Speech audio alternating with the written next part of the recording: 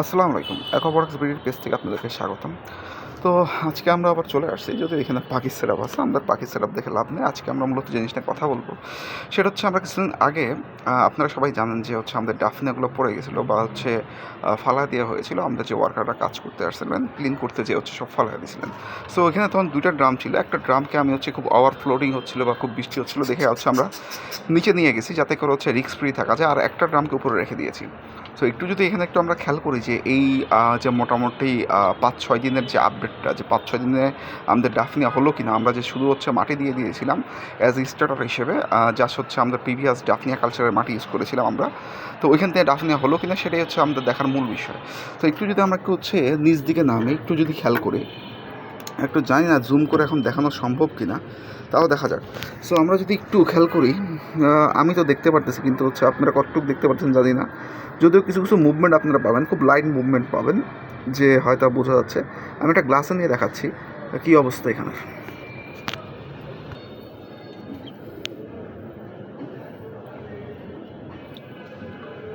জি আলহামদুলিল্লাহ, আমরা বেশ কিছু পানিটা নিয়ে নিছি। এখন দেখা যাক পানিটা একটু স্থির হোক, এরপর দেখা যাক কী অবস্থা।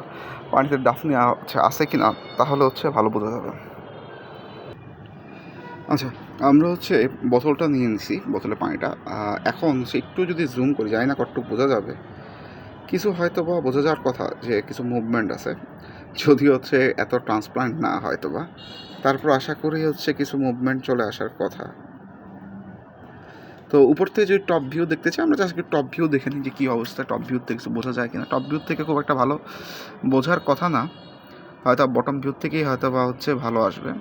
আর যদিও খুব বেশি পরিমাণে নাই, খুব অল্প পরিমাণে। দেখা যাক, আবার একটু হচ্ছে আমরা নেওয়ার চেষ্টা করি, বোঝা যায় কি না।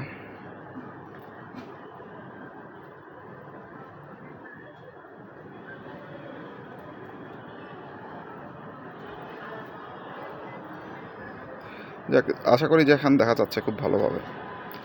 সো এইটাই তো আমাদের যেটা হচ্ছে মানে মূলত বোঝানোর দরকার ছিল যে অ্যাকচুয়ালি ডাফনিয়া হয় কি না। সো এটা হচ্ছে আমরা দেখলাম যে আমাদের হচ্ছে যদি হচ্ছে যে কোনো হচ্ছে ডাফনিয়া কালচারের নিচে হচ্ছে কোনো হচ্ছে স্পেসিমেন থাকে, সেটা হচ্ছে মাটি হতে পারে, কোনো প্লান্টস হতে পারে। তো সাধারণত মাটিতেই সবচেয়ে বেশি পরিমাণ হচ্ছে সিডসগুলো থাকে। তো যার কারণে সেই মাটি যদি আমরা ইউজ করি, সেইখানে হচ্ছে আমাদের হচ্ছে সম্ভাবনা থাকতে পারে যে সেই মাটির থেকে হচ্ছে আমাদের আবার হচ্ছে কালচার হতে পারে, এক। আর নাম্বার 2 হচ্ছে যদি কখনো এরকম হয় যে নদীর আমরা মানে জিনিসগুলোকে ইউজ করি, নদীর মাটিকে ইউজ করি অ্যাজ এ স্টার্টার হিসেবে, সমস্যা একটাই হয় যে এটা হচ্ছে নদীর মাটিতে অসংখ্য হচ্ছে রোগ জীবাণু থাকে, বা অসংখ্য হচ্ছে জিনিস ক্যারি হতে পারে, অথবা অনেক ইনসেক্টসের সিস্ট বা ডিমও থাকতে পারে, যেগুলো হচ্ছে আমাদের জন্য ক্ষতিকারক হতে পারে। যেমন অনেক সময় ড্রাগন ফ্লাইয়ের হচ্ছে লার্ভা থেকে যায়। এছাড়াও ডিফারেন্ট ডিফারেন্ট টাইপসের হচ্ছে দেখা যায় যে ইনসেক্টস থেকে যায়।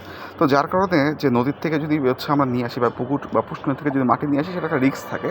তবে সেগুলো হচ্ছে যদি আমরা আলাদাভাবে কালচার করি, যদি মনে হয় আলাদা কালচার করার পরে যেগুলো হচ্ছে আমাদের যেমন ডেঞ্জারাস যে সমস্ত ইনসেক্টগুলো আছে, সেগুলো হচ্ছে আমরা যদি হচ্ছে একটু অবজারভেশন করে হচ্ছে ফেলে দিতে পারি, এবং কিছুদিন যদি এইভাবে করি, তাহলে সেই মাটির থেকে হচ্ছে আমরা একটা সময় হচ্ছে ডাফনিয়া হচ্ছে পিওর ডাফনিয়া পেয়ে যাবো। জাস্ট হচ্ছে এই যে এডিশনাল যে ইনসেক্টসগুলো আছে, সেগুলো হচ্ছে আমাদের একটু মানে সরিয়ে ফেলতে হবে কিছুদিন অবজারভেশন করে, সেটার থেকে হচ্ছে ডাফনিয়া করা যায়। তো আলহামদুলিল্লাহ, যেটা হচ্ছে বলতেই হবে যে আমাদের ডাফনিয়া কালচার সাকসেসফুল হয়েছে। তো এই ইনফোটাই সবার সাথে শেয়ার করা ছিল আজকে আমাদের মানে মূল উদ্দেশ্য। তো সবাই ভালো থাকেন। আজকের ভিডিও এই পর্যন্ত। ফি আমানিল্লাহ।